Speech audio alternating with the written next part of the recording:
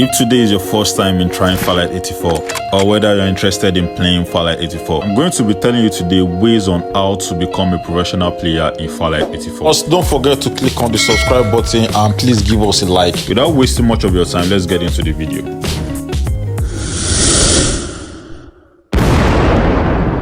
Do you guys know that playing with the wrong set of people can actually deter you from becoming a good player?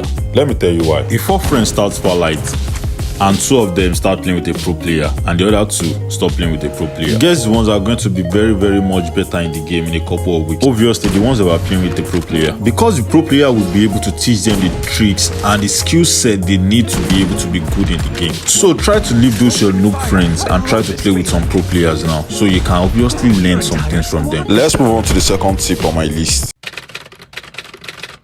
You should start by trying to play more warm-up match. Warm-up is a deathmatch type of match where you respawn every time you die. Let me tell you why I said you should play more warm-ups every time. Because you get to play with professionals, the new players, every type of players you want to meet in the game. You see them there. You get to have fun.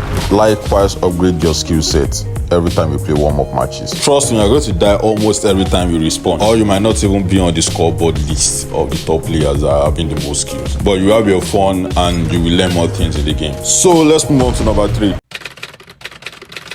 Try to change your default sensitivity setting. If you acknowledge a good player in your community, or maybe a content creator, and you love his gameplay, you love the way he plays, you love the way he does his things, try to ask for his sensitivity settings and try to use it. That might also change your own way of playing games, or the way you see things, or the way you react to things. Sometimes you might not just know, but it might be your sensitivity settings that is keeping you away from being the professional player you wanted to. No, a good fighter always needs a sharp sword to fight, not a dull one. So it's better you have a good sensitivity settings than having the default one. So just try to walk up to anyone today and ask for their sensitivity settings. Okay, let's move on to number 4.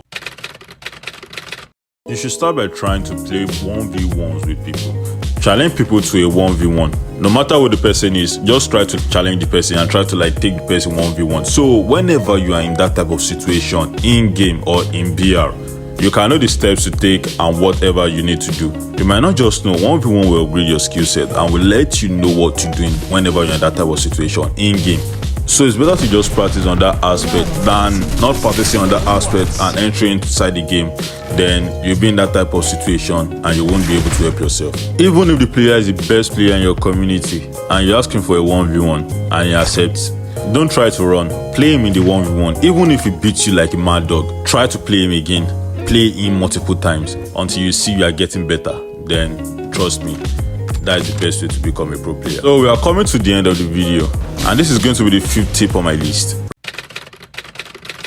Record and rewatch your gameplays. Try to record your gameplay so you can know where you are making the worst mistake and the better decisions. Trust me, it works.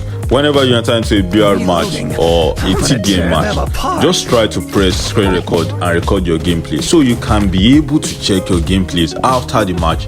So you can check, okay, I made the worst decision here and I made the better decision here. So the next time you enter into a BR match, you are going to be like, okay, let me try the decision I made in that last video because it looks better and way cooler than the last one I made. So it's a better way for you to just learn things and try to make use of it. Trust me, it's going to work in a better way. So just try to watch and record your gameplay and try to rewatch it after the match so you can understand, okay, I'm lacking at this place I'm better. Then you're going to know where you're going to train even more better. Okay, that's all for today, guys. For more advices on how to become a professional player on Farlight 84, please don't forget to subscribe and like this video. Thank you.